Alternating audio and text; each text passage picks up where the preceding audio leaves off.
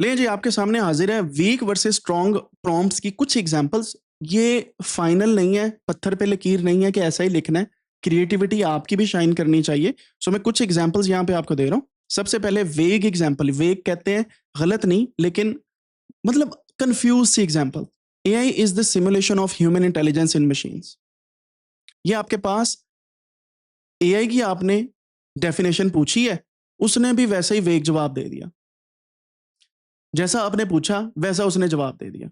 मैं ब्लरी सा जवाब, मतलब ऐसा जवाब जो आपको समझ नहीं आना। ठीक है, एक्सप्लेन एआई, उसने ये किया।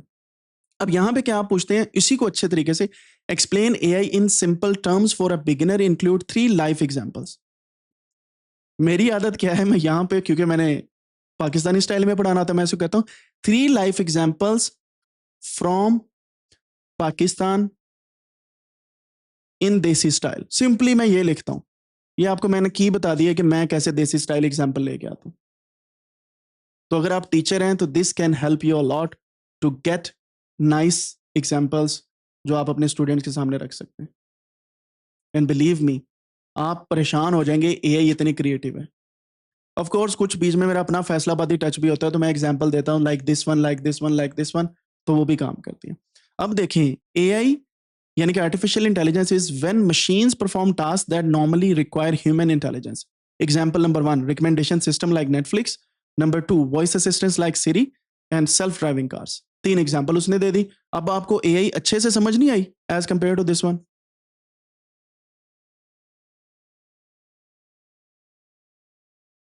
ठीक है। अब यही चीज आप ये भी लिख सकते हैं कि explain to a 10 years old. जैसे मैं अगर बच्चों को पढ़ा रहा होता हूं तो मैं डायरेक्टली एग्जाम्पल्स जो है वो ऐसे लिखता हूं जो 6 to 7 स्टैंडर्ड क्लास के लिए इस्तेमाल हो। ये मैं आपको की दे रहा हूं, you can do that as well. मेरा पर्सनली मानना यह है कि इल्म बांटने से बढ़ता है। तो मैं तो नहीं छुपा रहा कि मैं कैसे एग्जाम्पल्स या कोई भी चीज जनरेट करके अपने सामने लेके आता हूं और फिर उनमें से स्क्रीन आउट करता हूं। तो you should be careful as well कि आपने किस तरीके से एग्जांपल्स बनानी है, और ऐसे सारी उठा के नहीं दे देनी, कुछ ठंडी एग्जांपल्स भी आ जानी। अब ये जिन वाली एआई नहीं बताई मुझे, ये फैसलाबाद में एक सिंपल सा जोक है जो आम चलता है, और वहां से मैंने इसको यहाँ पे फिट कर लिया। सिंपल सी बात है।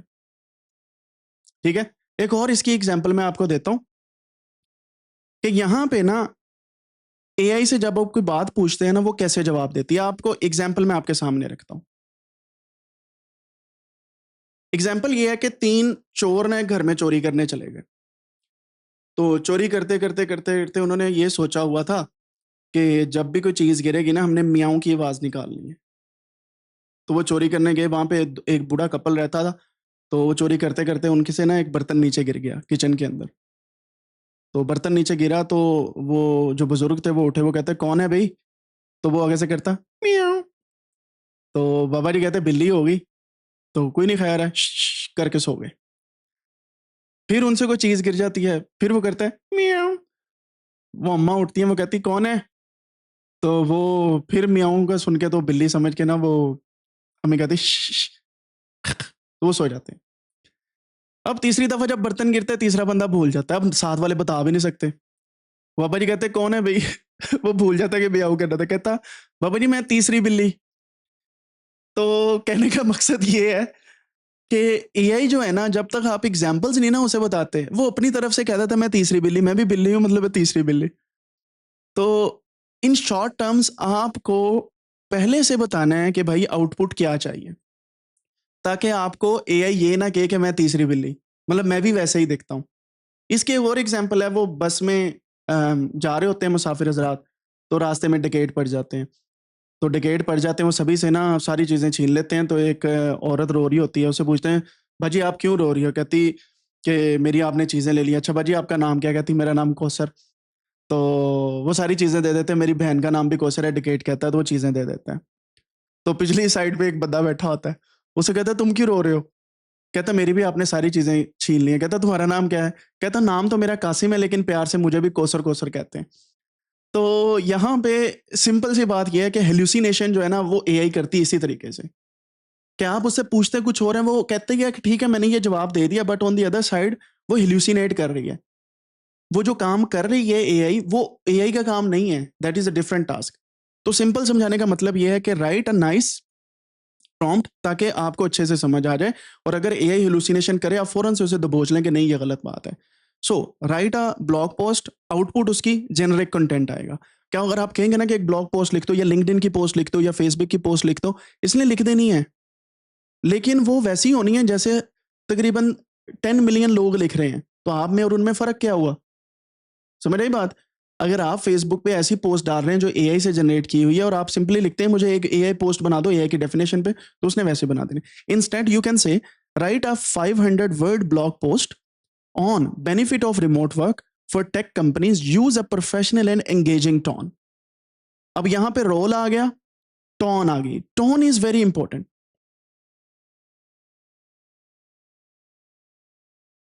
टोन क्यों इंपॉर्टेंट है? राइटिंग के अंदर टोन्स काफी होती हैं। एक होती है मार्केटिंग टोन। मार्केटिंग टोन ऐसी टोन होती है जब आप इसमें लिखते हैं ना चीज को, लोगों को पढ़ते पढ़ते पता चल जाता है ये कुछ सेल करने वाला है। दूसरी टोन होती है क्यूरोसिटी वाली। क्यूरोसिटी का मतलब यह है कि लोगों को पढ़ते पढ़ते पता है कि सस्पेंस मेंटेन है, ठीक है। फिर आती है फैक्ट्स वाली टोन। फैक्ट्स वाली टोन क्या करती है, जब आप कोई चीज बता रहे होते हैं साथ में फैक्ट्स आप बता रहे होते हैं, फैक्ट्स एंड फिगर्स।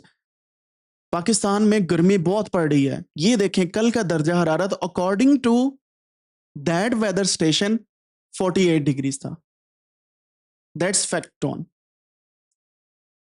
फिर एक आती है आपकी जो है वो ह्यूमरस टोन,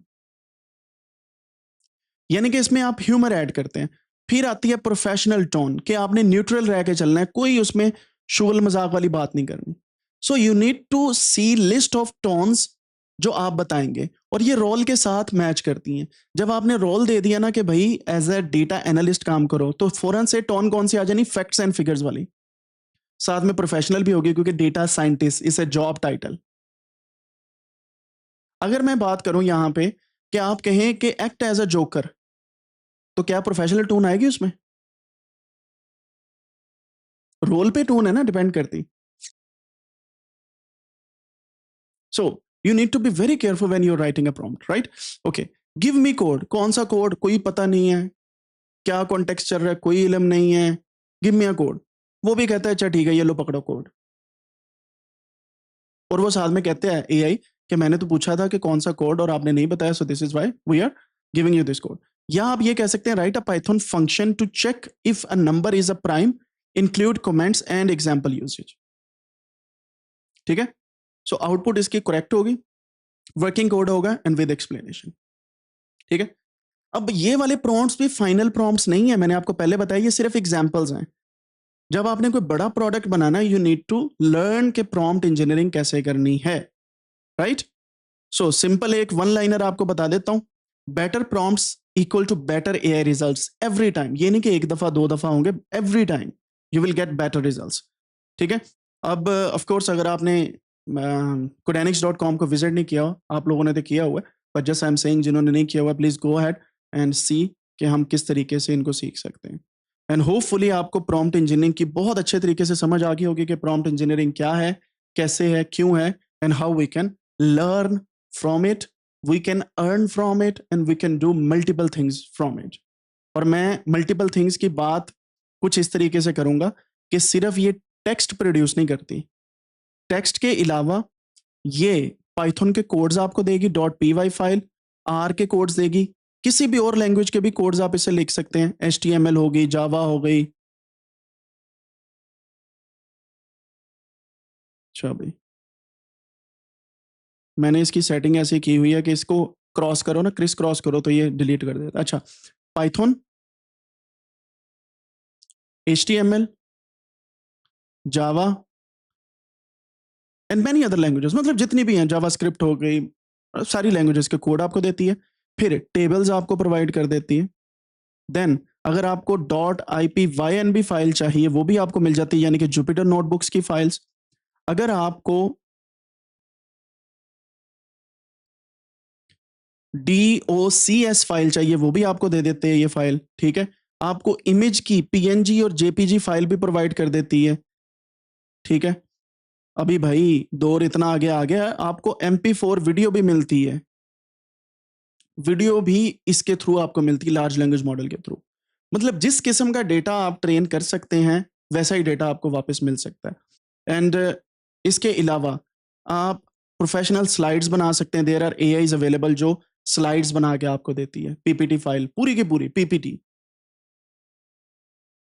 ठीक है, आप ब्लॉग्स लिख सकते हैं, आप वेबसाइट्स बना सकते हैं। वेबसाइट का मेन पेज बनता है HTML के थ्रू, तो अगर HTML बन रहा है तो वेब पेज भी बन जाएगा।